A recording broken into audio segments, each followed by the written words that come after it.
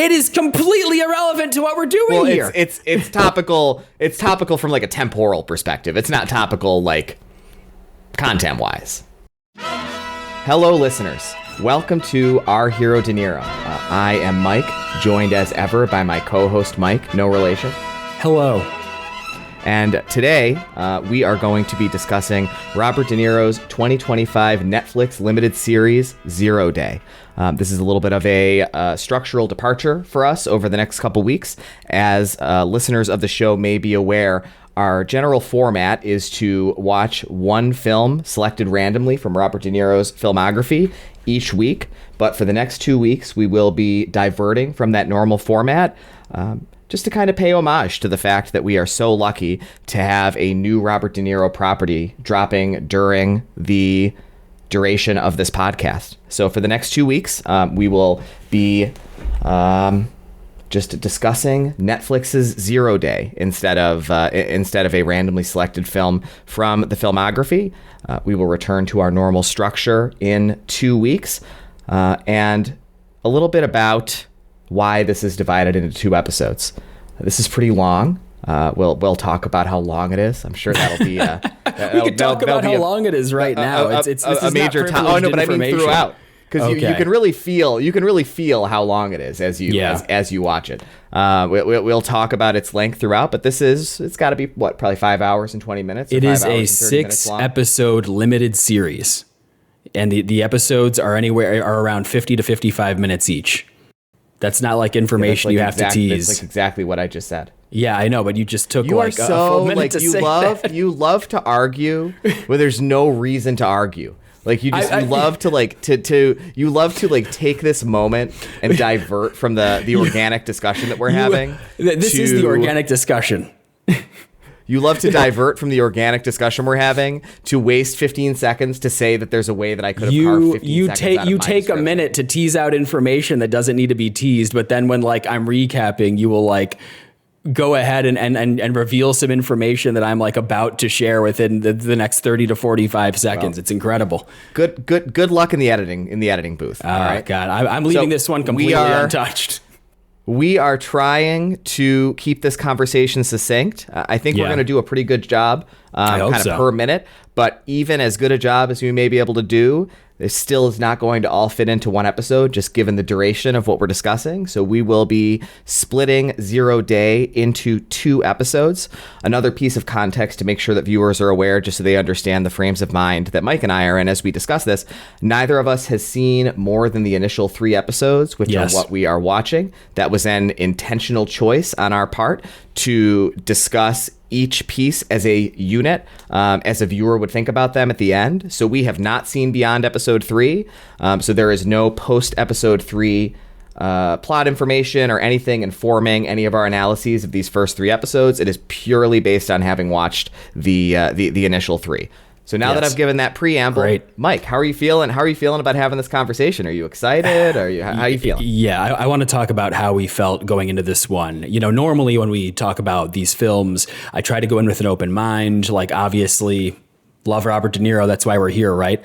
But I couldn't escape my bias. I was so uninterested, like I was just so unexcited about going into this bullshit. So this, I need to like, this is going to eat up some time. I know we're trying to keep it tight today, but like, oh my God. Part of the reason why I got so into films, so into film in 2023, was because I really fell off of this whole, like, I'm just so over the way that the way that the TV landscape has developed.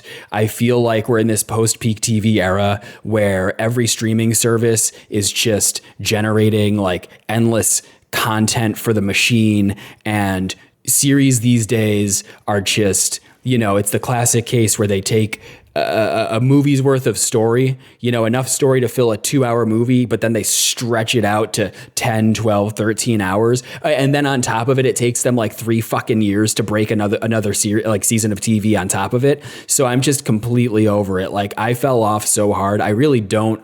It's rare for me to watch like a new TV series. I'm so bored with the formula. and it feels so transparent to me. The only thing that was kind of like keeping me excited about this was knowing that it was a limited series, that it's not some bullshit that's going to be dragged on, you know, season after season. It's just 6 episodes and that's it. So like you go into something like this hoping, okay, like maybe they just have a story that is like so big, so juicy, right? Yeah. That they're gonna fill that time, you know, because there's just so much compelling stuff that they thought of. But like, no, I was not excited for this at all. I was like, you got to be fucking kidding me. Like I started this fucking movie rewatch podcast and I have to watch a TV series within the first like couple of months. It's bullshit. How did you feel about it? Incredible monologue. I think that if we peel back the layers, I think that you're way more emotional about this than me. I think one of the things that's funny about us is that I think that we're both emotional decision makers, but in different ways and about different things.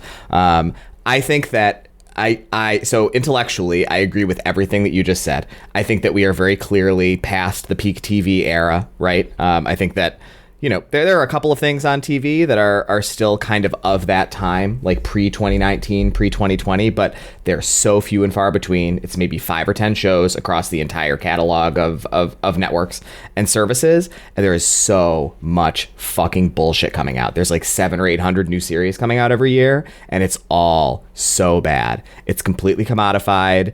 If you sit down to watch something new, you can be almost confident, almost certain it's going to be bad, basically every time. And that is not the way that it was 10 years ago. In 2015, if something was on FX or Netflix or HBO, one of the generally considered prestigious networks or services, there was a 40 to 60% chance that it was going to be at least pretty good. And the consistency and relative quality of the catalog of content was amazing. And there's so much to discuss here. I think that we have kind of gotten into this a little bit, but the entire economics of content creation and the film and TV studios are completely broken.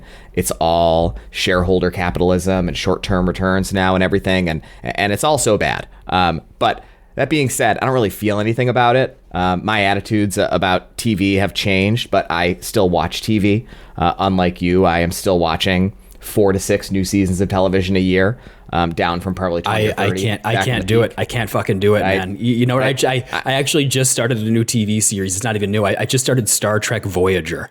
I just like... I can't handle, I just hate the fucking format so much. And I think that because people's standards are lower for television than they are for film, people fucking delude themselves into thinking that, oh no, it's a pretty good season of TV, like whatever bullshit they're watching. Oh, The Rings of Power, it's pretty good. And it's like 13 hours for some boring ass story that just, you know, it's 45 minutes to lead up to like one exciting scene at the end that ends on a cliffhanger. And then they're just like, oh, I gotta watch the next one. And it's like nothing interesting fucking happens for 10 hours. I could watch 5 fucking movies in that time and get 5 stories with concrete beginnings, middles, and endings. It's like incredible. I'd rather just watch, like I just watch like a couple movies a week, and I'm like so much happier being in that like format than dealing with this new age of streaming era bullshit. But should we just get into this fucking thing? Zero. I mean, the thing to say about this is right at the top, like Mike and I can disagree, right? But the disagreement that we are having is about whether like Severance is worth watching, not like whether this is worth watching. And I think that we can all agree that this is not worth watching. This is so of its time. It is so emblematic of the exact thing that we are talking about. It's fucking trash, you know? In here, there is probably a 90 to 120 minute movie that would actually be quite good, but the screenwriters and the storytellers and the other creative folks have no discipline. They have no self-control. They've been given a 6-hour series order by Netflix, and that is what they are going to produce, and it does not work. It is really amazing how little occurs in the first 3 hours of this. That could easily have been 45 minutes of tight on-screen storytelling. And what's sad about it is there's like some pretty good stuff in here. You know, there's some really good performances. I think the story itself is interesting if you write it down in a paragraph or two. And it's only when it's made so plotting that the kind of thinness comes to bear. Because I think that to kind of stretch the metaphor a little bit, there's just only so much there. And so when you stretch it out from 2 hours to 6, it lacks the structural integrity to stand on its own. That being said, I am excited to do this episode. I was excited to watch this. I didn't expect it to be good. I'm sure you saw, just as I did, once the review embargo broke, that it has like a 54 on Metacritic or very whatever. middling reviews, yeah. Right. It pretty obviously was not going to be very good, not very bad. It's just not very good, but it's 6 hours long, which makes it bad. And so that's where we are. You want to get into the plot summary? I think we just get into episode 1. Let's do it. Let's get into it. So we're doing the first 3 episodes today, as we talked. You've already said that. I want to open. Shut the fuck up. I want to open with just a little bit of context about what a 0-day vulnerability is, because this is like classic TV storytelling. So 0 day is used as a moniker to signify the day that the attack happens, as we'll discuss in the plot summary. But 0 day is a term of art in cybersecurity, and it's meant to refer to not an event that can happen, but conceptually a way that a weakness or vulnerability in software can be exposed. So I just copied a little bit from the Wikipedia article here, and I'm just going to read it just so we have this context before we get into the summary. I'm quoting Wikipedia here. A 0 day is a vulnerability in software or hardware that is typically unknown to the vendor and for which no patch or other fix is available. The vendor thus has 0 days to prepare a patch as the vulnerability has already been described or exploited. This describes such a narrowly specific way that a system can be compromised that is just totally kind of extrapolated to be essentially completely pseudoscientific in the way that this show plays out. And I think this is one of the ways that it is weakened by its length, is that stretched to be 6 hours, your attention is really drawn to how pseudoscientific and unrealistic everything that happens in this show is. And if it were 90 minutes long, I really think you'd just breeze right by that. But welcome to the current moment. So that's what a 0 day is. But let's talk about what happens. So we're going to talk about these first 3 episodes, and this is episode 1. 3 hours. So the show opens. 3 hours. It's more like 2 hours and 40 minutes. Amazing self-control on the part of. I'm rounding up. It felt like 3 hours. The show opens with De Niro in his study. He's looking at a photo of him and guys he served with in Vietnam. They're shaking, which we'll later understand is meant to signify his crumbling mental faculties, not something physical. But this opening was in medias res. Back a few days and we're learning stuff. De Niro is named Mullen. He's a former president who only served 1 term. He's taking some medication, so we know he's old and infirm. His wife is also important politically, and there's a party celebrating a recent significant accomplishment coming up. His house manager wonders if, quote, Alex, whom we'll soon understand is his daughter from whom Mullen is somewhat estranged, is coming to the party. A ghostwriter whose name is Anna comes to visit him, as he has a contract to write his memoirs but hasn't been producing much. It's revealed he was very popular but declined to run for a second term in office due to the untimely death of his son. Anna leaves, and as she's driven away, the attack happens.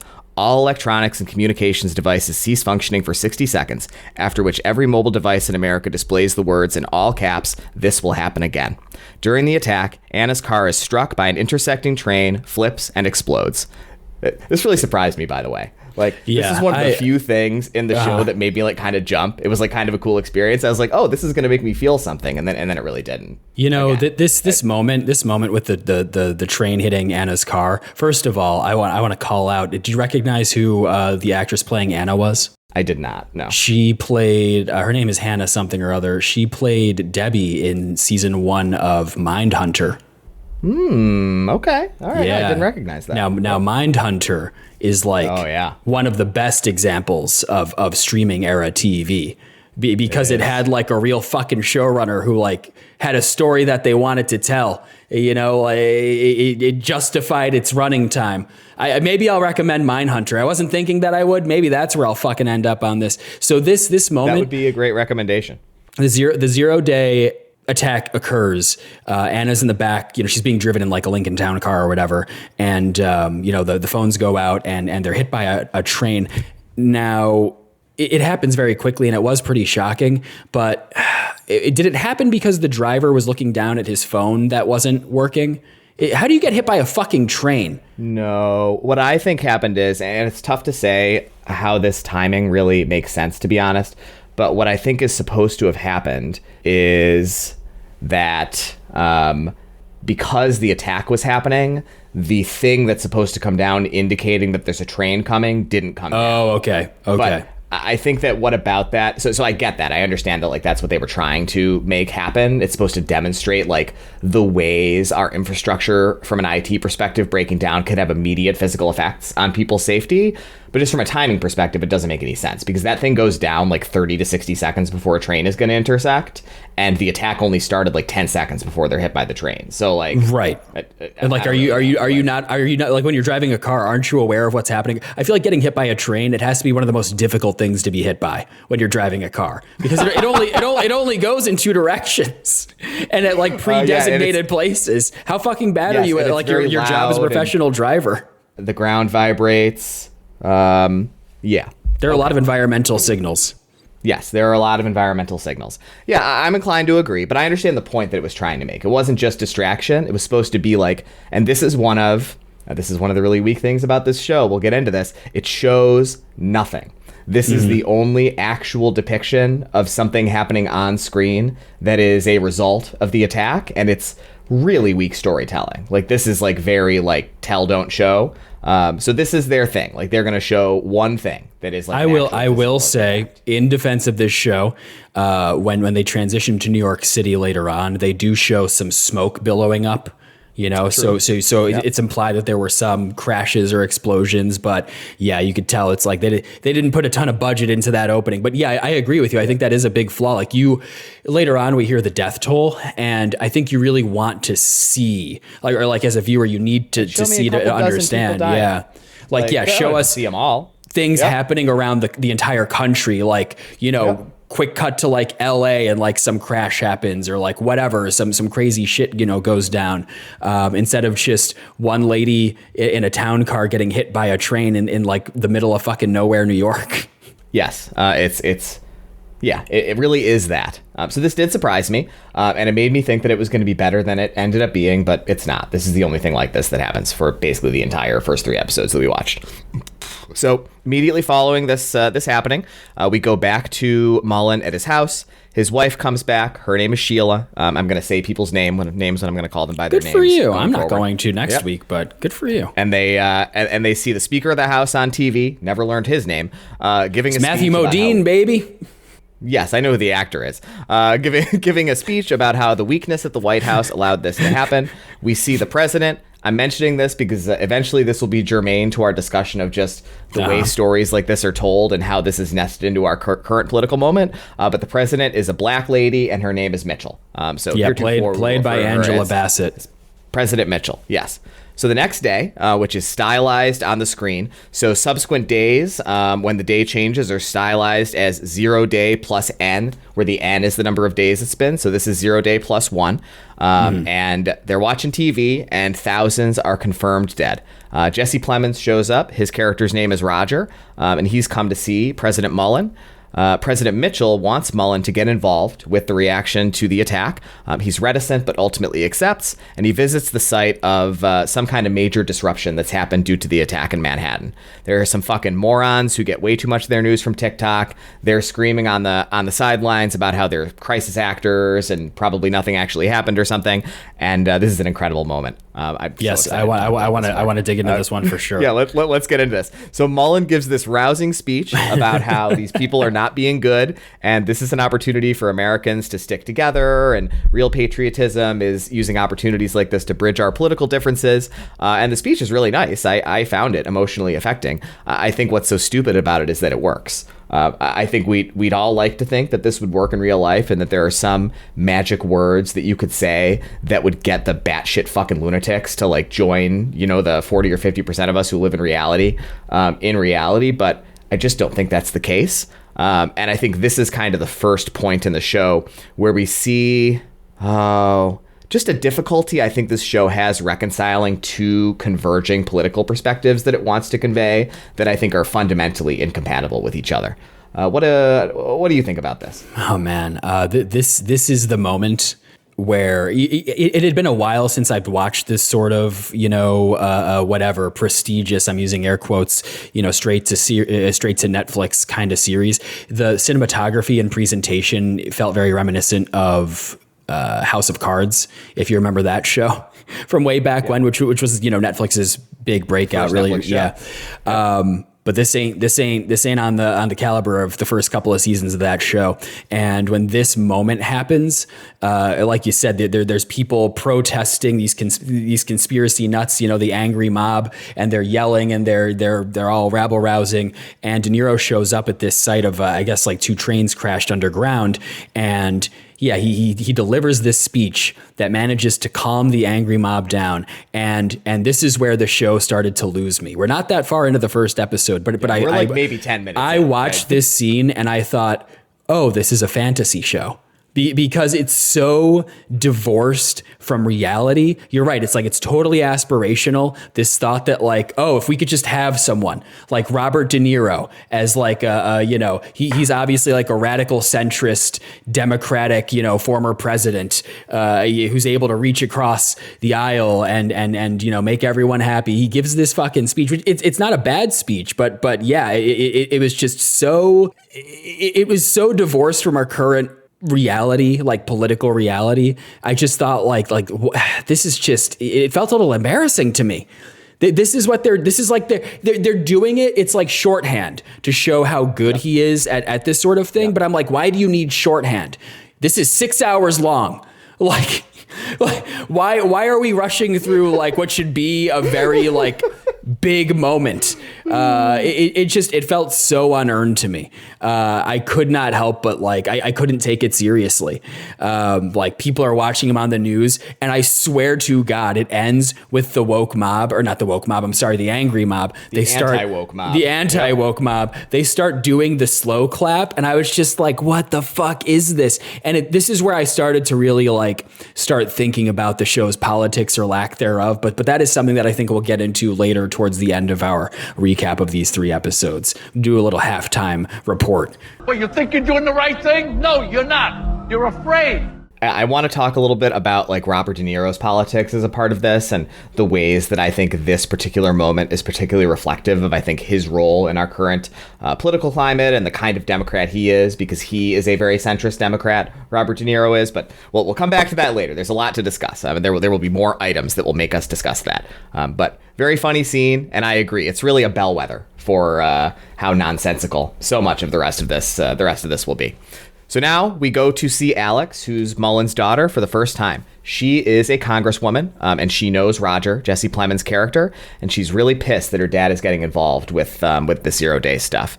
We get a scene in a diner with the bad guys. But the bad she's played by. We should note who these people are played by, right? Oh yeah, like, you why can. Are you skipping? Yeah, she's played by Lizzie Kaplan. You don't know Lizzie Kaplan? I mean, I've seen her and stuff. Like, I know who she is, of course. But well, if you know Lizzie Kaplan, she's played. Like, yeah. Sure. She's played by Lizzie Kaplan. Yeah. Okay. You know what? Whenever I introduce a new character, I'm just going to pause and I'm going to give you a chance to say who. Okay. Because I did not. I just think it helps people visualize somebody that I knew. That's fair. It's a good point. Good note. So then we get a scene in a diner with the bad guys. They're very thinly sketched. They're just sitting there and they're like kind of nefarious, kind of nerdy looking white dudes. Mullen goes home. His wife, Sheila, is in bed, and she says every network ran his speech in Manhattan, and the feedback has been very positive. The next day, President Mullen goes to see President Mitchell in the White House. She gives a silly, vaguely pseudoscientific explanation of the cybersecurity of it all, and shares that Congress has authorized a Patriot Act-style investigatory commission with unprecedented powers of search and seizure, and asks Mullen to lead it. And she says a line that I think is interesting. The only thing more important than a quick result is a result everyone can trust.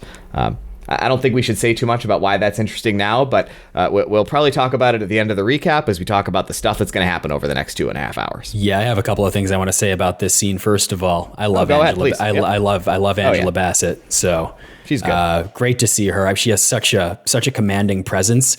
Unfortunately, this character that she's playing, this president, this whole premise, it's kind of fucking stupid.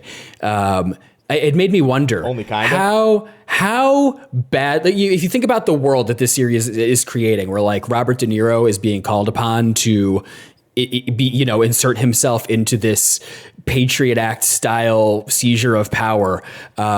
How badly is President Angela Bassett doing? Like I wrote in my notes, she must really be blowing it, because it seems like the nation fucking hates her, and that's why she has to go back to like an old infirm fucking president to like make this palatable at all, like make him the face of it. Like how I'm not even thinking about what the analogs are to real life and like how the last few months have gone, but just in this world, like what are we supposed to think about her? That she's just like kind of a power hungry dipshit. Yes. It's hard to take her seriously. Yeah, it's unfortunate.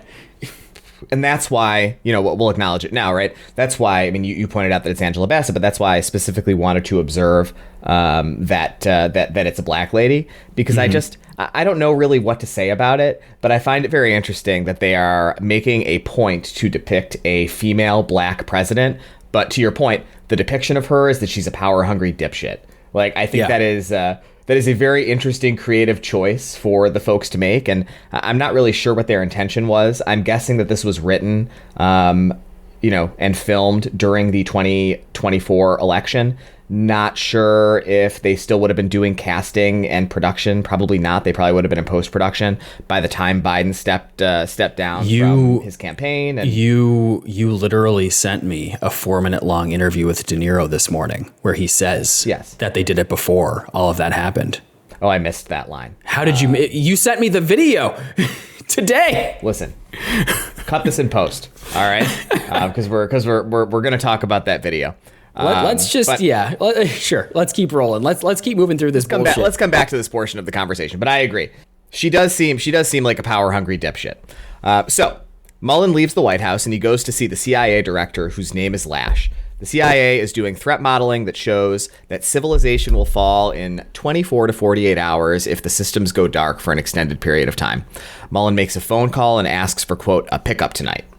The next scene is the aforementioned party for Sheila's recent political accomplishment, whatever that is. Alex is there, and she reveals that she is against the commission and voted against it. Mullen hears Who Killed Bambi by the Sex Pistols playing, and is really upset and demands the song is turned off or changed. He has his quote pickup. It's a clandestine meeting with a Mossad operative named Natan, whom Mullen knows. Natan shares some vague information about the GRU funneling money to a hacker collective based in the Bronx, and shares that their leader is named Felix.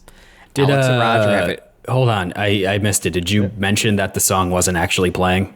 Was that clear? It was clear. I thought that was kind of vague. Okay. Oh no. That then. I literally wrote as I'm looking at my notes, and I literally wrote he yells at Hector, who's his right hand man, who's like an older white guy with a beard. He yells at Hector to change the music, and the very next line in my notes is, "But the song wasn't playing." Oh, gotcha. Like it was very evident. That made you know that I must not have noticed. Yeah. Visual storytelling. You need to look at your TV when you're watching the show. So Alex and Roger have an interaction inside of Mullen's house. She accuses him of sharing information with some hedge fund PMs who made money shorting stocks, Russian futures, etc. And Alex expresses concerns that her father is ignorant due to having been out of the game for a while and isn't ready to re-enter the political arena in such a high-stakes context. Sheila and Mullen have a conversation. She tells him that she thinks this is a trap based on some conversations she's been having with other folks in the government. She thinks that President Mitchell wants someone to take the fall when things inevitably go sideways. Yeah, no shit. It's pretty obvious. What could be more fucking obvious? I want to say too. Hold on, you shut the hell up for a second. I want to say I have a quote here from the wife. She's talking to De Niro about this fucking fascist plan, and she says, "This commission is the single greatest affront to civil liberties anyone has ever attempted." And I'm thinking to myself, yeah, it seems unjustified. Like they say the death toll was roughly 3,000 people. So this is like an equivalent of like 1/9/11 scale. Yeah. And I think, okay, I don't know. I don't know how political I want to get here, but I just feel like since September 11th, we've had some of our civil liberties eroded. We've had some things put into place like the Patriot Act and like the TSA bullshit. And like, I don't know, has it actually made us any safer? Doesn't seem like it. So I'm kind of on the side of like, okay, it's happening again. Why are we repeating these same mistakes? It's obviously a power grab, for you know, like these political fucking operatives. It's the most interesting. I don't know. It just, to me, it feels like the most inside job thing ever. Like, who stands to benefit from this? Like erosion of civil liberties. I don't know. That's the vibe I was getting, at least. I was like, why would I entrust this unpopular fucking president with the ability to like pull people off the fucking street without warrants? It seems terrifying. Over this one cyber attack that, like, yeah, was bad. Certainly the death of 3,000 people would be a national tragedy in this sort of case. But like, I don't know, spread across an entire nation of 300 plus million people. I was kind of expecting it to be like worse, to have a worse fallout. Yeah, I do think it's an interesting creative choice for them to have the death toll be so, I'm air quoting, small. It's obviously not, to your point, in absolute terms. It's a tragedy if thousands of people die, but in relative terms, it's like what, like a 1,000% of the population, right? Whatever that is. I'm not going to count the zeros, but it's either 100th or 1,000%. Like, it's not it's not a lot. It's not a lot of people. But I think that so I don't agree with you about this politically. I do think that obviously there is cause for hesitation and trepidation about employing this kind of backsliding of civil liberties. But I think that this kind of thing happening would be much more serious than 9/11. It's like, yeah, the number of people who were killed was comparable, but I think that there's a fragility to our systems and to the foundation of the way that everything operates these days. And I think that, I don't know. I'm happy to know that this is fucking impossible. Like, this could never happen. These things just aren't connected in a way that could ever make an attack be deployed on this scale that would disrupt things in this way. But if that were possible, I think it would be pretty serious. I think it would be like the most serious thing that could possibly happen, because civilization would break down. Like 24 to 48 hours is probably pretty realistic. I mean, imagine if literally every system shut down, like every computer, everything electronic, we would have warlords in like a few days. So I think that the stakes are legitimately higher than like almost anything possibly could be. And I think that a part of the failure of the way the story is told is that isn't conveyed. You have to have the ability to like think about that to understand why it's so serious, because the death toll is small. It's like, who fucking cares? Yeah. It's not well communicated, and certainly doesn't do a good enough job of justifying like this entire premise that we should enact martial law and round up citizens like off the street. I don't know, like, but we're almost done with the first episode, so let's fucking knock this bad boy out. We're making pretty good time, just so you know. So I've lost my spot. Sorry. Oh, you're killing it. So yes, later that night, Mullen is sleeping and he wakes up to a call from Natan, the Mossad guy. Natan shares that they've, quote, turned over a rock and Mullen won't believe what's come out. Details are shared, but viewers cannot hear them over stylistically deployed static. The next day, Mullen calls a press conference to announce he's going to run the zero-day commission, and he sees Anna, the ghostwriter, in the audience. And as viewers, we wonder, is this an hallucination? Yeah. That night, Mullen takes another call from Natan. Natan confirms that everything shared in the inaudible to the viewer phone call from the prior evening was true, but the call breaks up before we can learn more.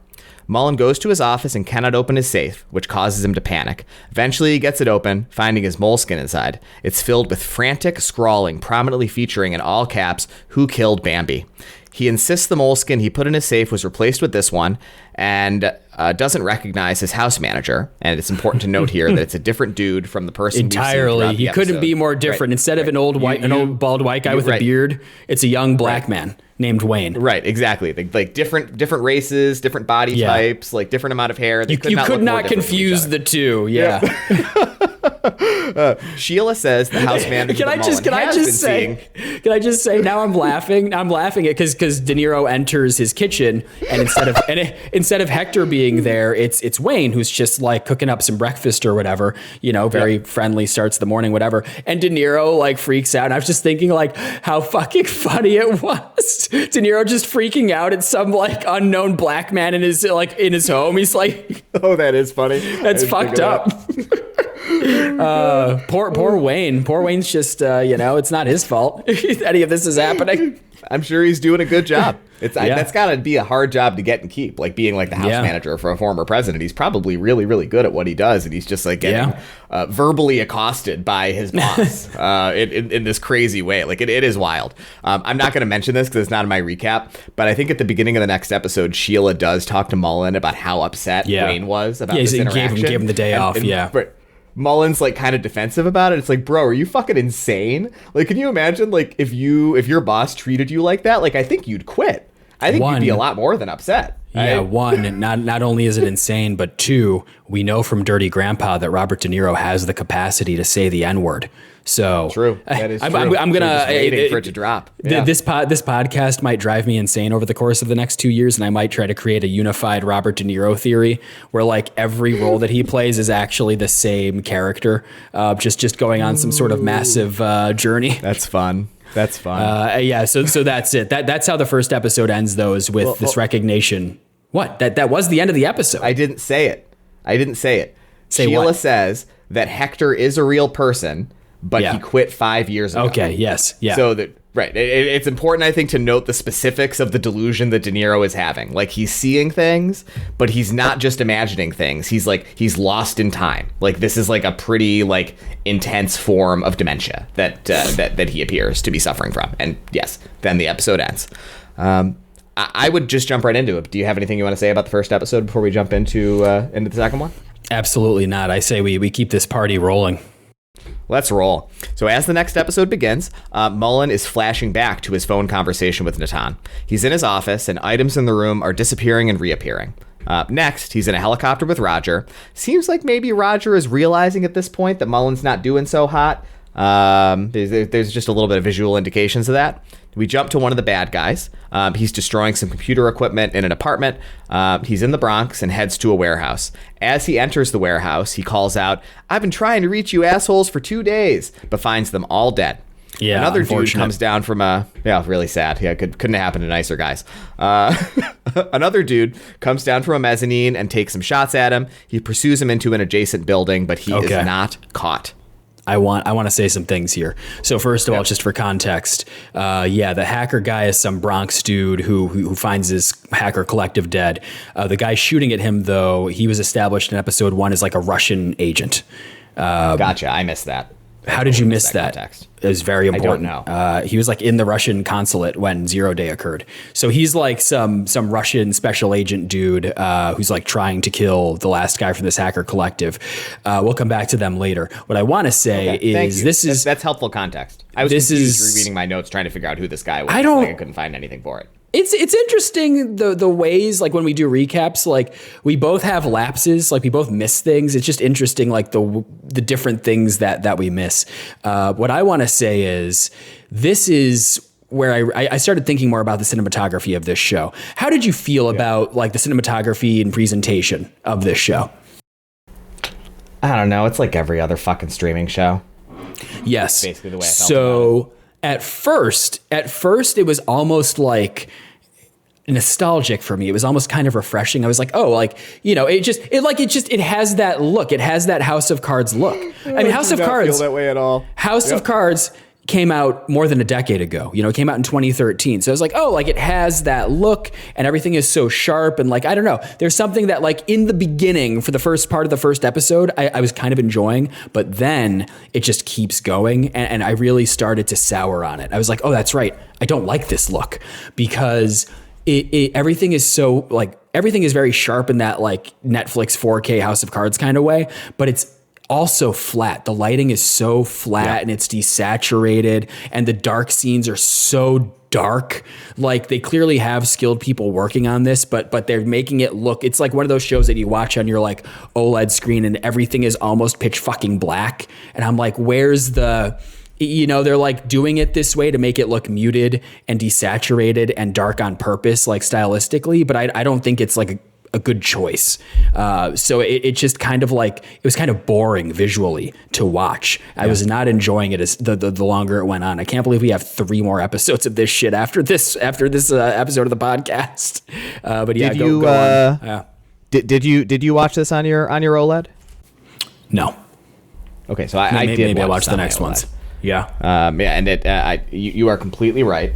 The way that it is lit and the way that lighting is captured by the cameras, it makes it so hard to see and tell what's going on all the time. It's like, it's, once again, I'm saying it kind of cutely, right? Like it is very of its time in like the worst possible way. Like this is the way like so much shit it's not even moody. It's just dark.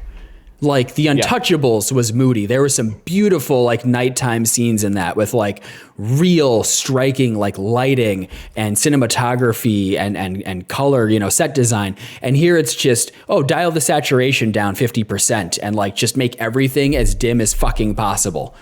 And it's such a boring, uninteresting look. And I think it's so indicative of the presentation and just creation of this series in general. Yes, I completely agree.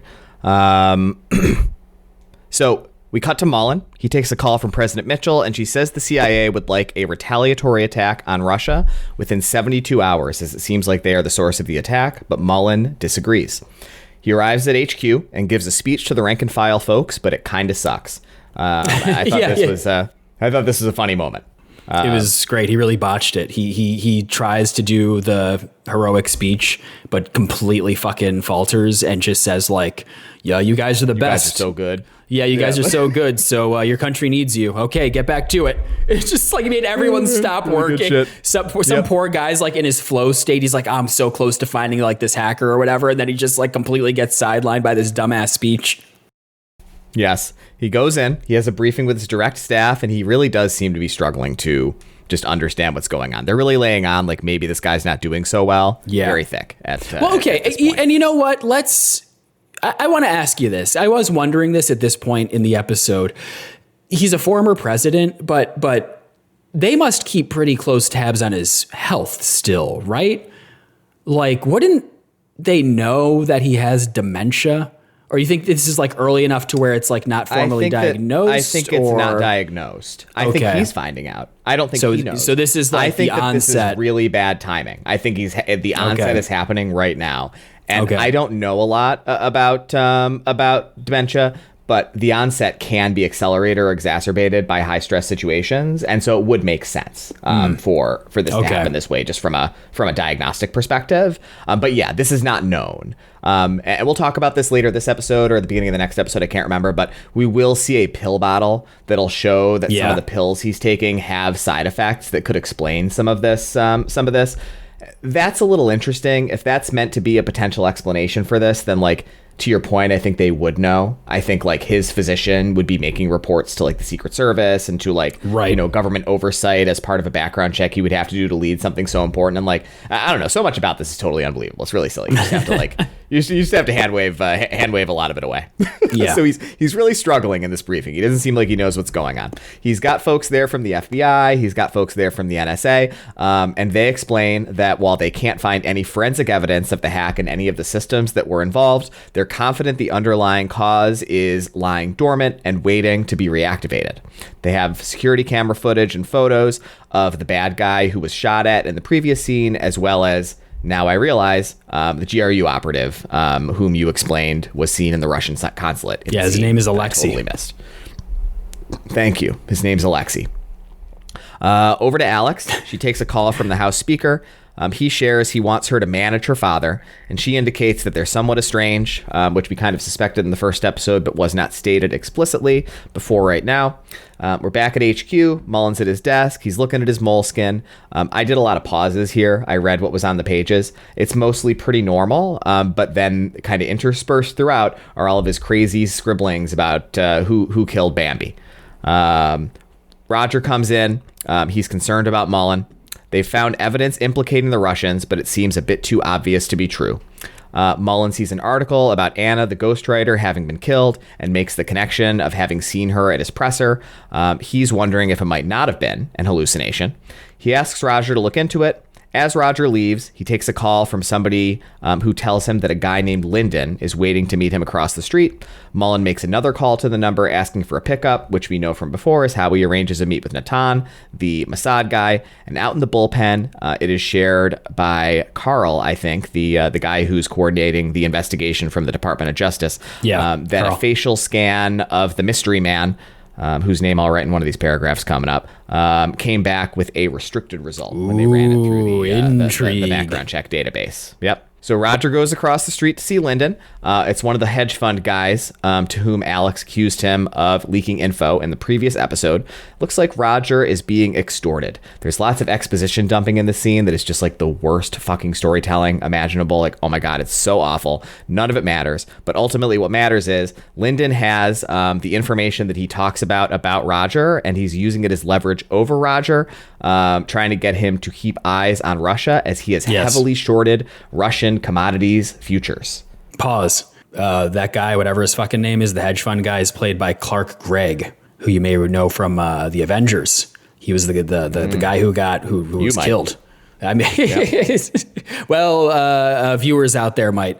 I completely agree with you about this scene. It introduces this new character, and I was so fucking bored during this scene. Because you're right. The gist of it is that Plemons has skeletons in his closet, and Clark Gregg wants to, make some money off of Russia. So he's like, he's putting the pressure on Plemons to have them continue investigating Russia. Just totally boring character, though. At home, Mullen talks to Sheila, and she's concerned about him not having recognized the house manager earlier. So this is the scene I referenced earlier where he gets kind of defensive. I wrote in parentheses here, valid, with an exclamation point. He's so defensive, and like the way he's defensive, I don't know. Like something I read about this show, I think I might have read it in Letterboxd review, and I was like waiting for it to happen, was that there are ways that characters behave that are completely unbelievable. And like this is, I think, maybe the most striking moment of this. Like, oh yeah, this is insane the way that he acts. And his wife and him have an adult daughter who is in Congress. She is presumably between 35 and 40 years old. They've been together for a really long time. She knows him better than anyone on earth. And he is acting like a fucking lunatic. Yeah. Like I'm married.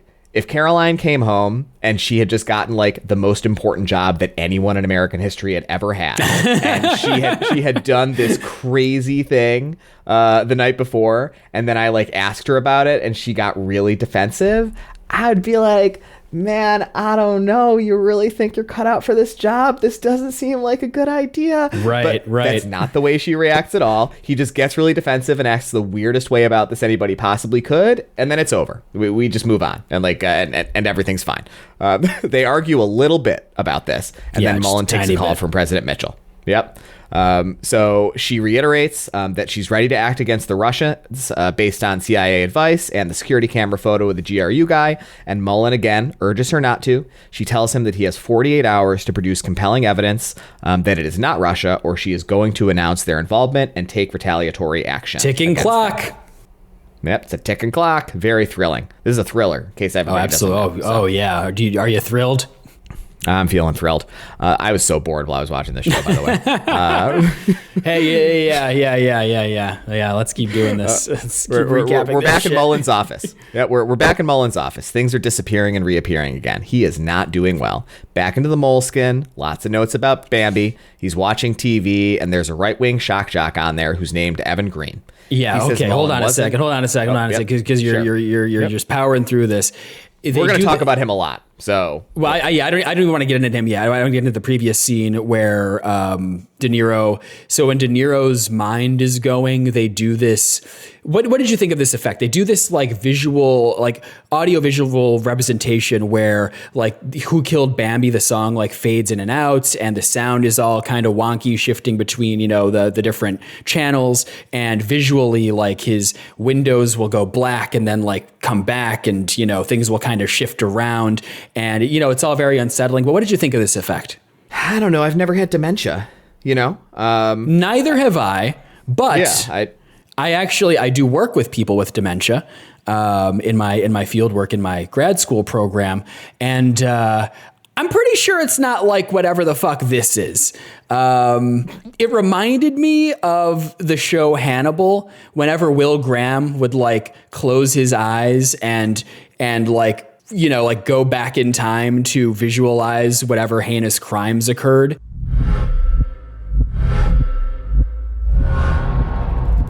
It had that like sense to it. I was like, oh, this is the sort of effect you put in like a procedural. And it does not seem like in any way an accurate representation of what it's like for someone who has dementia and is mentally regressing. It just, I was like, I wasn't offended by it, but I was like, this just feels like very bullshit. Like, oh, it's a TV show. We got to make it, you know, exciting, whatever. Oh God, it really fell flat for me every time they did it.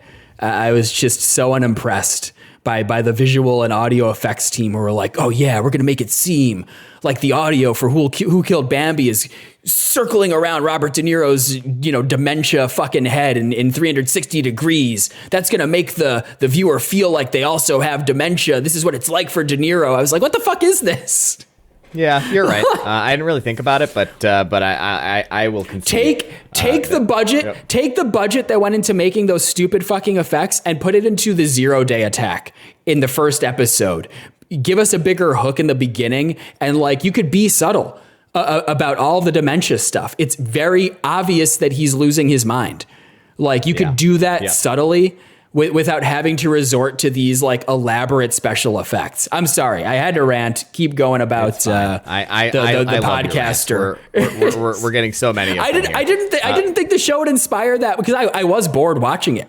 I didn't think I would have that much to say, but like it's just now that we're talking about it, I never get to pop off about these streaming series because I never watched them. Now I have to watch one. I'm like an animal in a fucking zoo. Clearly, you were right earlier when you said that we needed to time this. I did not realize how many minutes of rants you had during my recap. I think you're talking like half the time, which is kind of amazing. I don't have nearly as much to say about this. That's fine. Let's keep pushing through. Let's keep pushing through. Yep. Okay, so this guy, Evan Green, he's a shock jock. He's on, it looks like some, you know, fictional corollary from probably like One America News Network or something like that we have in the real world.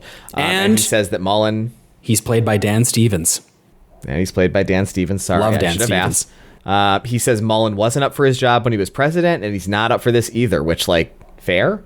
I mean, like, I don't know. He's not wrong at this point. I mean, the guy seems like a fucking lunatic, but a stopped clock, right? Like, I think he's probably right about this one. So Roger goes to the morgue to see Anna's body. Anna was the ghostwriter whom Mullen has him investigating. And when the coroner opens the drawer, there isn't a body in there. Ooh, spooky. Back with Mullen, he's zoning out in the car. He gets a call from Carl, the DOJ guy who's coordinating the investigation. Carl shares they know why the mystery man, his name's O'Keefe, by the way, why his file was restricted. And Mullen initially doesn't realize what he's talking about. The guy was assigned to a government group called TAO, Tailored Access Operations, quote, the government's most elite offensive hackers. They're trying to get info on him.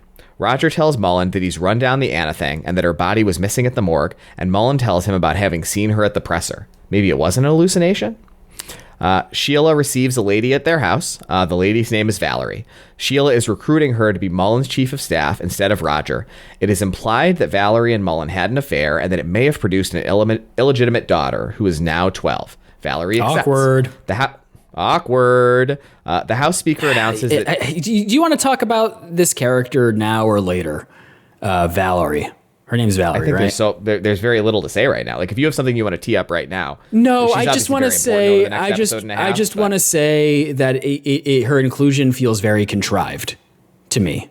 And to me, it feels like just an incredible example of we have to fill 6 hours. So what other subplots can we add? Let's make De Niro's new, chief of staff, whatever, his former one with whom he had, an illicit affair, and we'll mine some dramatic tension out of that. Like, I don't know. I just thought it was very dumb, and there's not enough to any of these characters to like make it interesting. It just wasn't. It was not working for me. This is like pure streaming series bullshit. It's like, cut it, cut it and remove one of the 6 episodes. Make it a nice, tight 5-episode limited series. Yeah, I think it's tough for me to comment upon this because I'm still rounding up just a little bit and assuming that this will somehow matter. Yeah, it's true. We've only seen the first half of the episode, so it could pay off. That's true. That's fair. She's only introduced halfway through the second episode, and she does have a lot to do for the next episode and a half, and I suspect there's more coming. So I'm rounding up for this one. We'll revisit it in episode 2. Okay. So anyway, she accepts. The House Speaker announces that Alex is going to lead a governance committee that has been created with oversight over the 0-Day Commission. We cut to O'Keefe. He's the guy who's restricted. He's sitting at a diner. He sits down with a young lady whom we'll later find out is his sister and asks for her help getting him in touch with a guy they know who works at the Red Hook Container Terminal in Brooklyn. That's a major shipping container port facility, as he wants to get out of the country and knows they will be looking for his name on flight manifests. We cut back to Mullen. He's watching more Evan Green on TV. Sheila comes in and shares that she has successfully recruited Valerie to be his chief of staff. He's resistant, but Sheila says that the decision has been made and that Roger is a, quote, glorified body man and not fit to run his office due to the complexity and sensitivity of the commission's work. Roger goes to see Alex, pretty sure there's cocaine on a coaster on her coffee table. He's jittery and Alex accuses him of using drugs, but he insists it's just Adderall to help him focus. Roger attempts to convince her to back off her oversight role, but she declines, and they enter her bedroom to sleep together. Okay, what did you think of this subplot? I don't know, it's fucking stupid, man. This for me is one of the dumbest things about the show. Like the fact that they're together, it doesn't make any sense. It fell so flat for me. And again, it reeks of we have to stretch everything to fill the 6-episode order that Netflix gave us, because both of these characters are so fucking boring. And I like both of these actors. I like Lizzie Kaplan. Their performances are great. I really like Jesse Plemons, but they're working with almost nothing. All we know about them is that they have a history. Jesse Plemons has some skeletons in his closet, and Lizzie Kaplan doesn't have a good relationship with her dad. And now we have to follow a subplot about the two of them hooking up. Who fucking cares? Seriously. And thank God De Niro's in a lot of this show, because anytime the focus follows another character and he's not present, I feel like it's so fucking boring.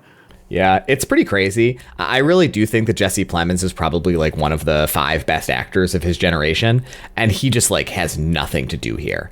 They have snagged Robert De Niro, the best actor of his generation, and Jesse Plemons, who's one of the best guys who's working right now, and they got nothing.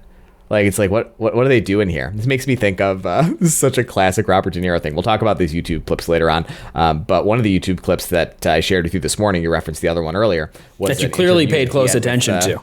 Right. Was an interview that he had with Colbert, and Colbert asks him why he did this show. Can't believe you're not laughing. You must not have watched this video.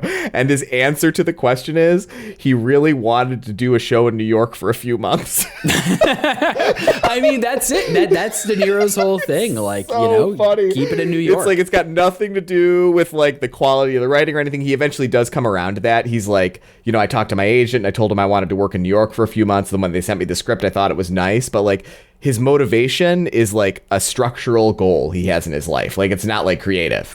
It's a lot of work, but it was well written, and I wanted to do something in New York for 5 or 6 months. There are so many examples of films or TV series. Adam Sandler, great example. His late filmography, all of those films are just clearly big vacations for him and his friends. Yep. And that's fine. Yep. If you have the ability to do that, pull that off, then I say more power to you. But I am under no obligation to watch that shit. Yes. Cool. I don't care that some production company gave you millions of dollars to fuck off in Honolulu for 3 weeks and shoot some stupid bullshit film. I don't have to watch it.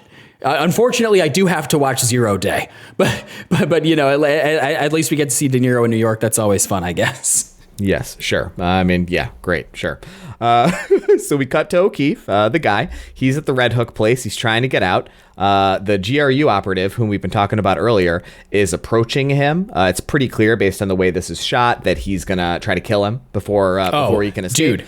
This shit is so good because earlier, I have a lot to say about this scene, but earlier when he meets his sister, when O'Keefe, whatever. O'Keefe. When Hacker Guy meets his sister, he she asks, like, were you followed? And he's like, no, I don't think so. And then we immediately see Alexei like in a truck 50 feet away, just like clearly watching him, like easily tailing him. It's so fucking funny. This guy's like clearly not that great at being on the lam. So let's talk about this scene. You talk about the scene and then I'm going to tell you what I think about it.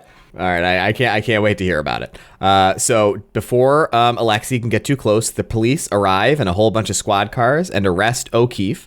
Alexei walks away surreptitiously. The cops don't see him, but on his way out of the shipping facility, he's struck and killed by a garbage truck. And the way the scene is shot and the reaction of the driver reveals that this was a targeted hit.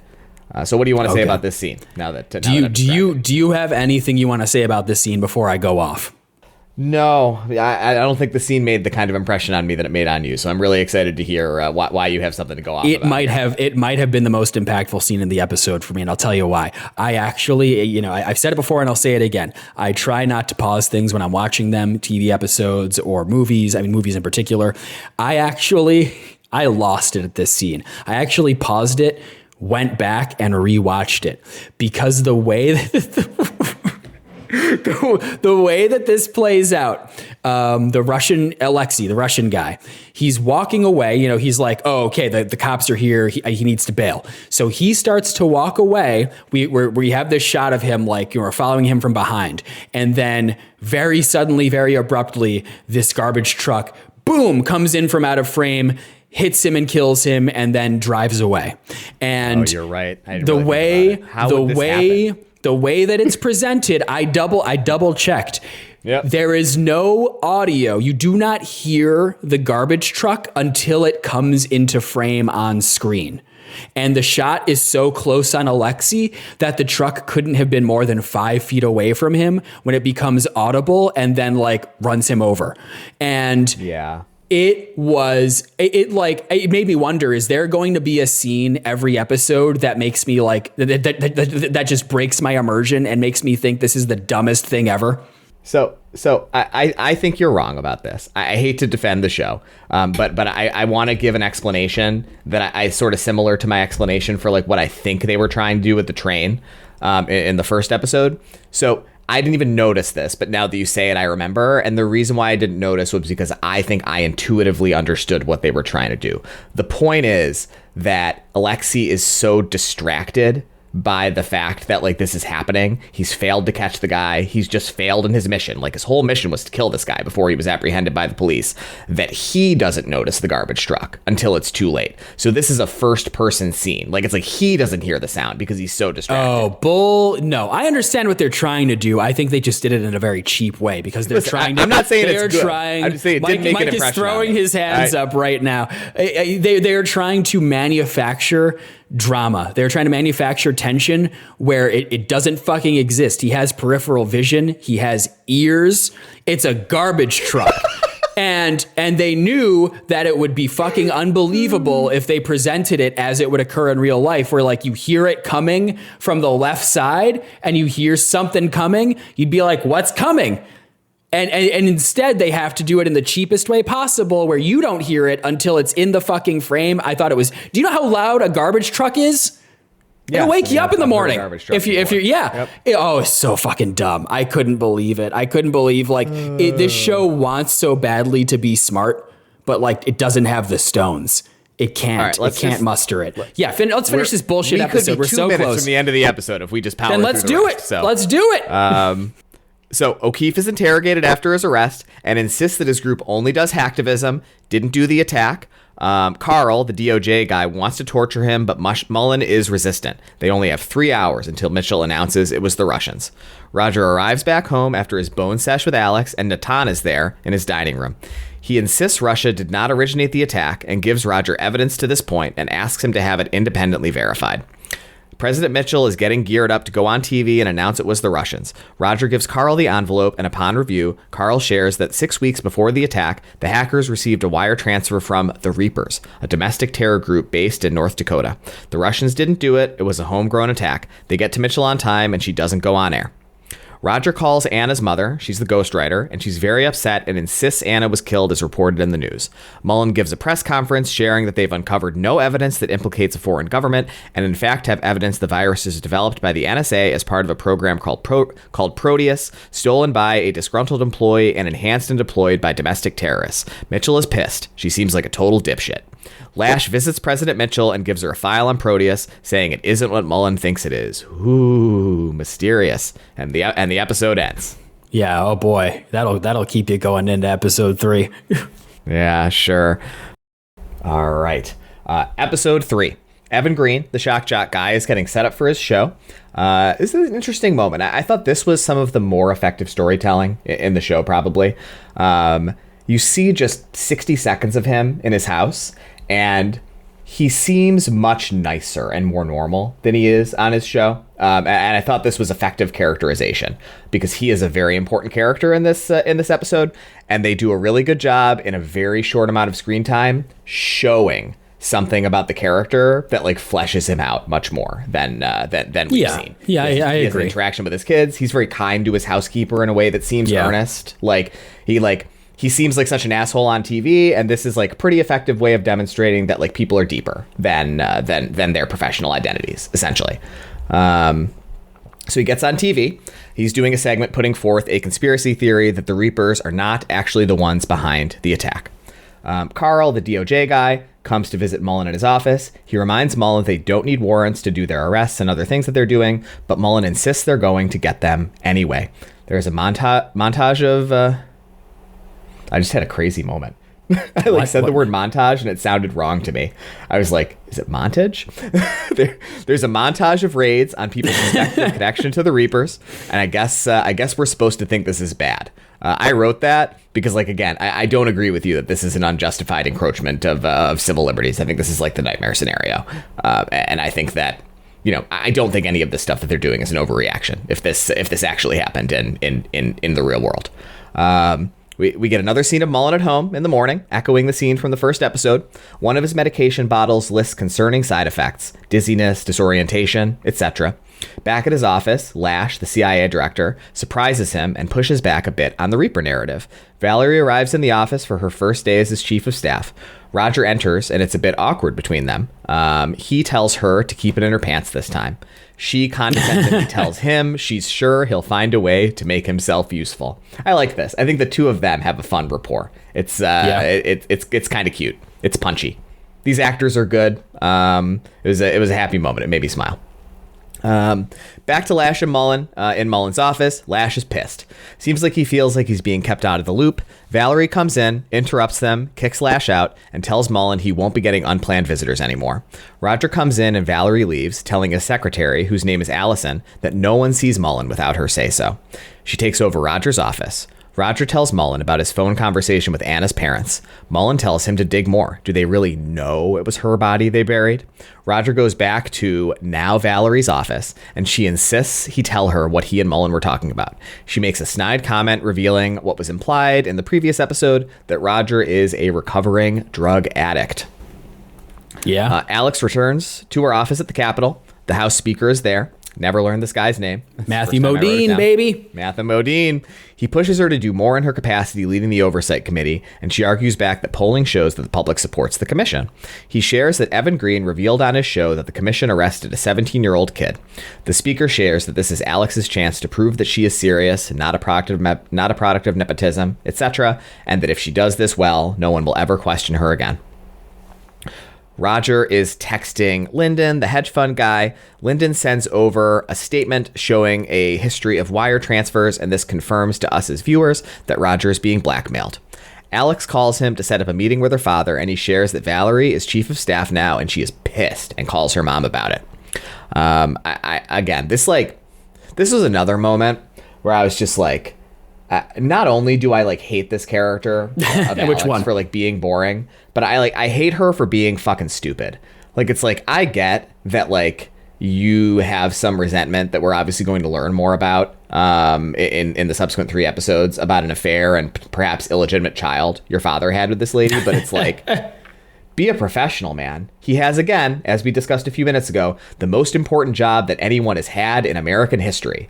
I don't know. The Valerie lady seems pretty smart. She seems a lot smarter than Roger. Seems like a better person to have running operations at his office than like some fucking dipshit guy played by Jesse Plemons who is getting blackmailed by a hedge fund PM and apparently is immediately compromised as soon as this shit goes down. Like it's like have like a little bit of like have a little bit of backbone and like set aside your personal feelings about this lady. She seems really good at her job. Like she seems like the right person to have doing this. This scene made me really angry.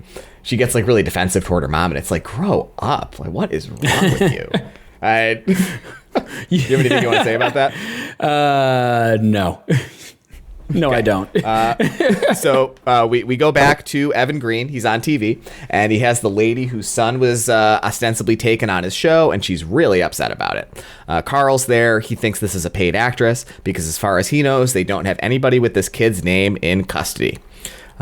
We get back to now, hold on. Scene. This is, I forget what they say exactly, but there is an implication that the hedge fund manager played by Clark Gregg is a potential pedophile. Oh, you're doing that thing to me that I do to you. That's 2 sentences from now in my recap. Oh, is it? Yes. Yeah. It's in the next scene. It's in the next scene that it's implied because we're going back to Roger with Lyndon. Let me say what my recap's going to be. Yep. Okay. So back to Roger. He's with Lyndon. And then they are basically confirming that blackmail is happening. He has dirt on Roger. And what it seems like is happening is Evan Green is coming after him in some way that makes him fear that it is going to be revealed that he's a diddler. This isn't said explicitly, but it's like very heavily implied that like Lyndon is like a bad person. And it's not like we see Evan Green attacking De Niro's character and like we like De Niro's character. We know that he's struggling, but he's like ostensibly noble and like somebody who's like, you know, we see him. He's constantly pushing back against people telling him he can erode civil liberties. And he's like, no, like until we have to, we're going to do these things right. And so we're primed to hate Evan Green because like he seems like a fucking scumbag. But like, I don't know. It seems like Lyndon is a pedophile. Because of the implication.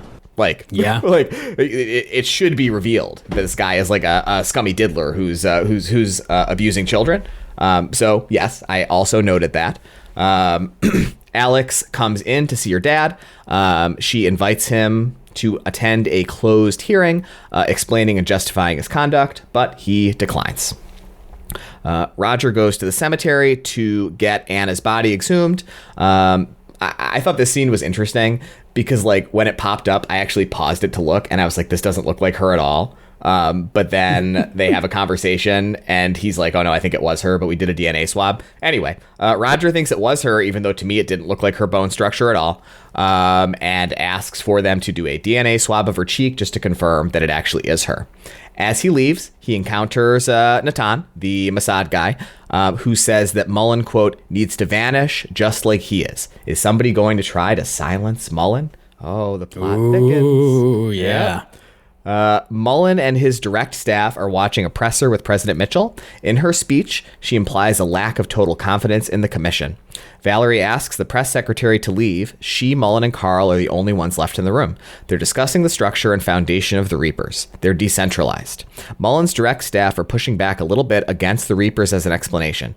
Mullen watches an interview with a main dude whom they've arrested and suspect is having a leadership role in the Reapers, and Mullen goes to see him. Yeah, Hayes. Yes, Hayes. It's right in the next sentence. That was when I decided to write it down. So Mullen goes in. He's interrogating him directly. His name is Eric Hayes. They're both vets, and they bond a bit over the alienating and decentering feelings of coming back from challenging deployments. Mullen with tours in Vietnam and Hayes with tours in Afghanistan and Iraq. Mullen tells Hayes that if he doesn't comply, he will hurt people important to him, including his son, and lets Hayes know that his son died in an untimely fashion and the pain of losing a child never goes away. What did you think of this? Well, his son, and he says his son died 12 years ago. Think about that timing-wise. We know that timing. What do you mean? Didn't you say that it's implied that he might have an illegitimate child with Valerie that's 12 years ago? Is that right? The kid? But we haven't said this explicitly, but like we know when his son died before he says it, because it stopped him from running for a second term. We know that's right. We know he won in 2008. We know that it's currently 2024, and so about 12 years ago he declined to run. which would have been in 2012. So I didn't make that connection, but like, I don't think this is really a revelation that it was 12 years ago. I think the reason why he says that is more to make the point to Hayes that like, it's been 12 years and he's still thinking about it. So like, don't think if I hurt your kid that you'll get over it. The only thought I have about this scene is that Hayes seems like kind of a dumb domestic terrorist. Yes. Like, because De Niro's playing hardball, and sure, like, now would be the time to do so, right? The clock is ticking, and he says, 3,400 people died in this attack, so he has no qualms with hurting, 3 or 4 people close to Hayes. What's Hayes thinking, though? He's a member of some domestic terrorist militia, and he has all these close connections. Like, bro, I don't know what you're thinking, man. You think the FBI doesn't have a file on you? You think they're not gonna like fuck your whole life up when shit gets real? Like you and your son like and your fucking wife. He's in this room and he's like having this conversation with Mullen, whom we know to have like heretofore unseen investigatory and like, civil liberties eroding powers in this office. And it seems like he's surprised that this threat is made. And it's like, right. I think I'd be surprised that it wasn't made before. Right? He should be glad that he hasn't been disappeared to some CIA black site. And is like being fucking tortured right now. Like it is crazy. They're having this like conversation in New York City. Like, good for him. I just thought it was like, it was giving De Niro a dramatic moment, and we needed that exposition. So it's honestly a lot better than most of the exposition in this fucking show, which comes through the news. There's so much news position. Fucking Wolf Blitzer shows up in the beginning because why the hell not? He's in everything else, and there are just so many like clips of newscasts. Buffalo native. Wolf Blitzer. Yeah. He went to the same high school that Troy went to. I did not know that. Shout out to Troy. He doesn't listen to this. He's shout out to Troy. I hope he's listening to the podcast. Hey, Troy. We'll send him this episode after we publish it. Yeah, I think this is the best scene in the first 3 episodes, honestly. I think that there is exposition dumping for sure, but what makes it so powerful is one, like, do you know who this actor is? The guy who plays his interlocutor? I don't know who it is. No, I do not. I'd never seen him before. Yeah. Whoever he is, he's Colin Donnell. Right. Whoever he is, he's talented. His performance is good. Obviously, Robert De Niro is very talented. The two of them have good chemistry. There's a lot of really good face acting. And it's like, we learn a lot about Mullen as a person in this scene, not just based on what he says, but the ways he says it, the things he's willing to say, what he does reveal, and how he uses that revelation in the scene. Yeah. And this is maybe the most effective storytelling in the entire show so far. And it's a great De Niro scene. I agree. He's really good in the scene.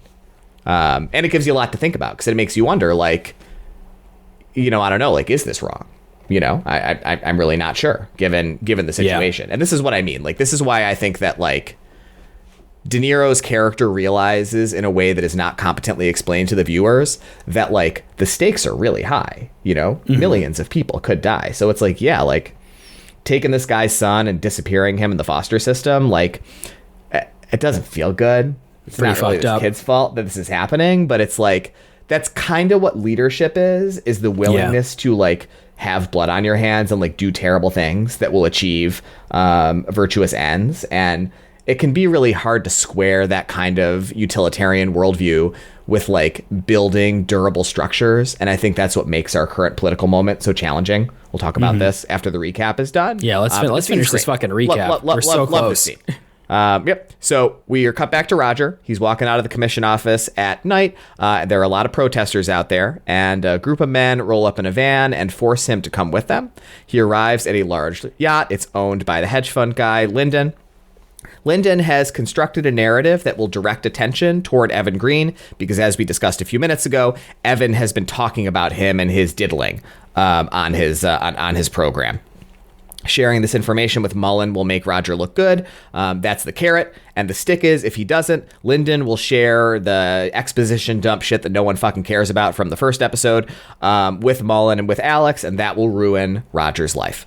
And this all somehow seems to have something to do with Anna, the ghostwriter lady, but I don't think that's explained before the end of the who even fucking cares? Yeah. We're so close. Okay. We're so close. Yeah, sure. So back to the interrogation room with Eric Hayes. Mullen's not there anymore, but he is confessing.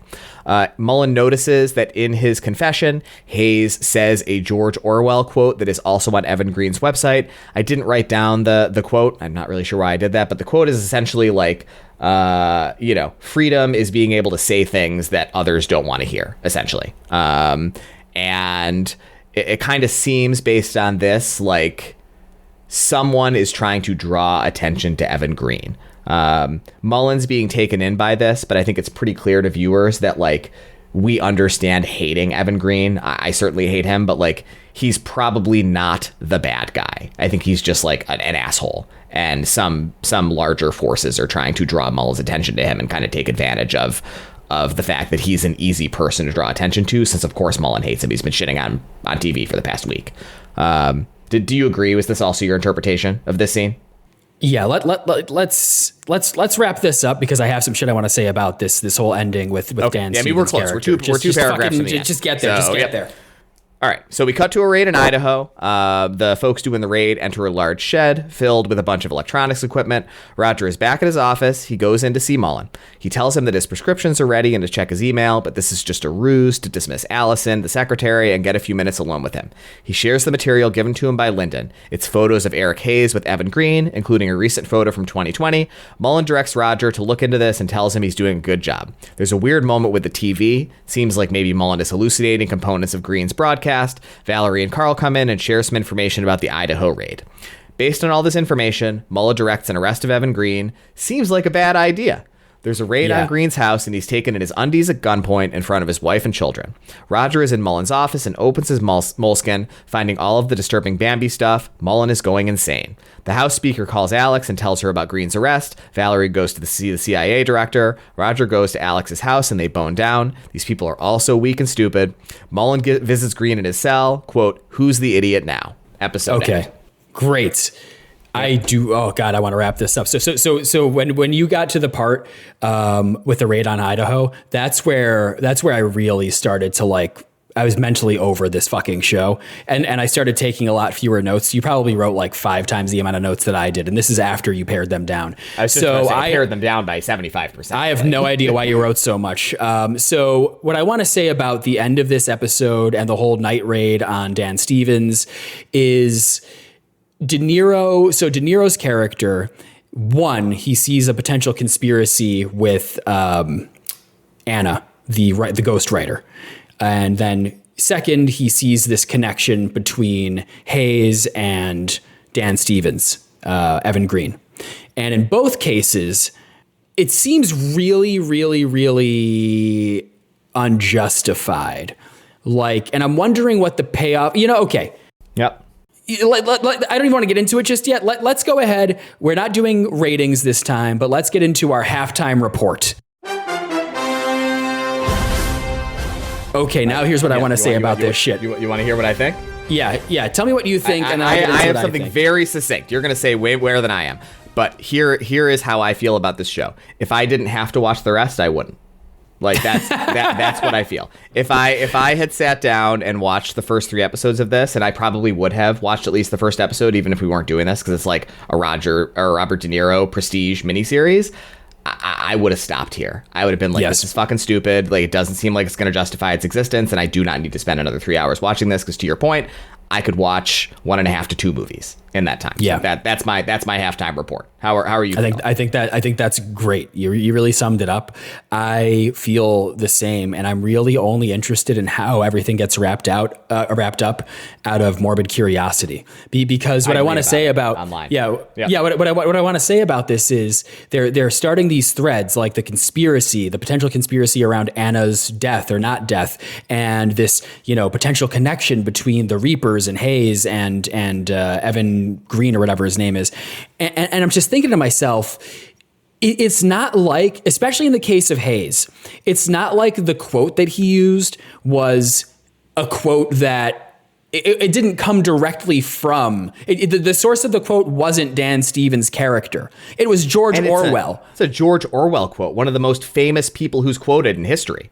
Right. The quote was freedom is the right to tell people what they do not want to hear. And it's at the bottom of Dan Stevens's website. And like, yeah, of course, like some counterculture, right-wing fucking talk show host would use that on their website. And of course, like some domestic terrorist would also, find value in that quote. I think that's probably a pretty common quote for that sort of like, person. I don't think there's a real connection there. It's not like, oh shit, he's always repeating Dan Stevens's fucking mantras or whatever. They just both united around an incredibly popular author. It's so contrived. And with the Anna thing, De Niro's like, oh no, I just have this feeling. I want you to dig in. Are they treating his dementia like it's some sort of fucking superpower? Why does he think? Like, first of all, if there is some weird conspiracy around this Anna character, then like, I'm curious to know why was she functioning as a ghostwriter? Was that real or was it a cover? In either case, like, why did she meet with Mullen ahead of the 0-day attack? Like the day of, like, what was the point of that meeting? He basically kicks her ass out after 5 minutes. So like, why was she involved in that? Like, why did she get close to him at all? What was her function? What, like, I assume it's going to play out that she actually is still alive and it's part of some larger conspiracy, but like, what was her function the day of the attack before she got killed or not killed, whatever?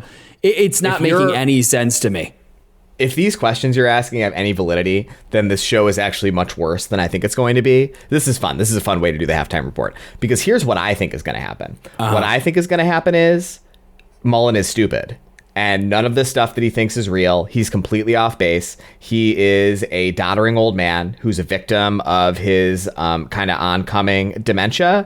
And there's nothing to any of this. And we're going to find out that the conspiracy is like, is a part of a Venn diagram that has no overlap with the conspiracy that Mullen thinks he's finding. Yeah. And if I'm wrong, then this show is like much worse than I think it is. Because you're right. But here's the thing. Here's the thing. That's the alternative, right? The alternative is that he's making all this shit up in his mind and he just has extraordinary power. So he's able to like do all this weird shit about it.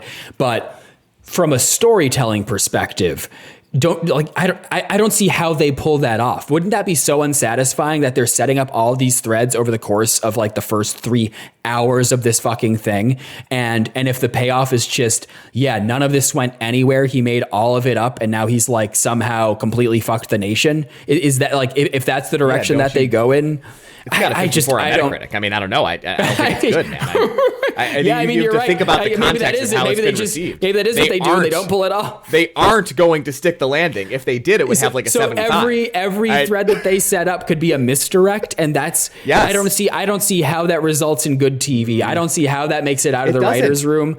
I mean, it's so bad that I don't see how it escapes the containment of the writer's room. I would feel like someone would have to be like, this is not dramatically satisfying. So yes, in that sense, I am curious to see what happens in the back half of the show, but I certainly don't recommend it at this point.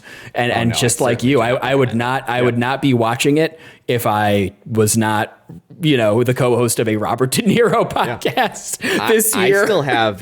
I still have 4 more Oscar movies to watch. So, you got to get on it, buddy. I have 2. Let's do some letters and then recommendations and then get the fuck out of here. Oh yeah, it's really fun with the letters. Hey, this is actually great though, because this is going to be coming out very shortly after we record. So again, urgent reminder to everyone to follow live show rules. Make the letters pithy, include something that we can respond to, like a question. Jesus Christ. Okay. So we have 2 letters here. The first, they're both about the Savage Salvation episode. One of my favorites that we've recorded so far with Ashley. Yeah. So we have one from Philip and one from Andrew. Philip writes, Yeah. Andrew doesn't write a letter every time. That's exciting. Yeah. Yep. I know. He emailed us. I respect that. Philip says, really enjoyed the Savage Salvation episode with cousin of the pod, Ashley. The background on the skeevy director in particular. It sounds like he's almost running a Ponzi scheme with a bit of a tweak. Instead of saying to later investors, look at this early profit, jump on. He's saying, look at this De Niro and Malkovich, jump on. You can view my laughter. I just can't fucking handle this in the context of you having just said the reminder about live show rules.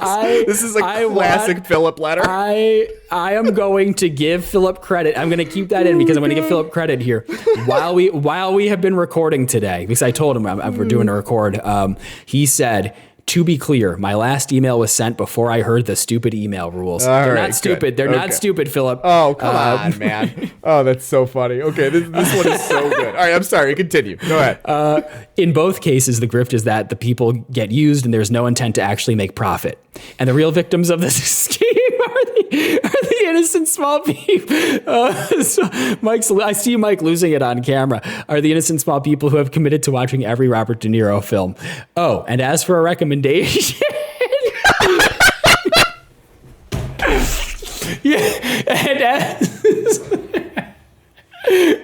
And as for a recommendation, check out season 4, episode 9 of Atlanta, titled Andrew Wyeth, Alfred's World, for a much more compelling story of a man, the rapper Paperboy, running through the woods in Georgia. Who asked you? I agree. That's an incredible episode of television. I mean, I love Brian Tyree Henry. Like, it's really good. You should watch it. It's like 25 minutes long. It's really nice. And it is a great standalone story. But like, Philip, who asked you for a recommendation? The listeners do not get to make recommendations. We get to make recommendations because this is a part-time job for us. So funny. We are taking hours out of our week to watch these things, record episodes about them, and in my case, edit the episodes about them. That's why we get to make recommendations. But thank you for the letter. It was lovely. Yes. Really appreciate your engagement, Philip. Thank you very much. And I agree with this point. Friend of the pod. Good. So, no, I agree, and people love Atlanta. I haven't seen season 4, but thank you. It's Andrew. Yep. Andrew, writing about Savage Salvation, says, you guys are my amigos, but I was very disappointed that Mike didn't know who Quavo was off the bat. May his nephew rest in peace. Really appreciated Ashley's guest commentary and the Hollywood insights. Georgia is popular for media production because of some business incentives that I'm not fully aware of, but I'm sure you've seen the Made in Georgia logo after a lot of shows. I haven't seen Savage Salvation, nor do I plan to, but it seems like you are the wrong demographic for this movie. It does sound like it's geared toward the foreign market or fans of movies like The Fast and Furious, and ironically, this was evident when Mike, I don't know which one he's talking about, we're both named Mike, brought up that wanting to keep the journal private wasn't suspicious and that people are entitled to their private thoughts. The demographic for this movie doesn't think that way. I believe that there are a lot of people who would immediately be suspicious that someone wouldn't share their private journal and see it as an indictment. Perhaps that's who this movie is for.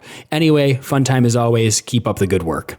Yeah. Love your commentary, Andrew. I mean, not following live show rules. I do find it funny that he conflated 2 episodes. What was the Al Pacino movie? What was that called? That was the Righteous one Kill.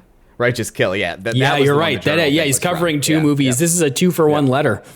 But he is probably right? Like, I think that it's important for you and me to remember when we're having these discussions that, like, we're not fucking normal. So...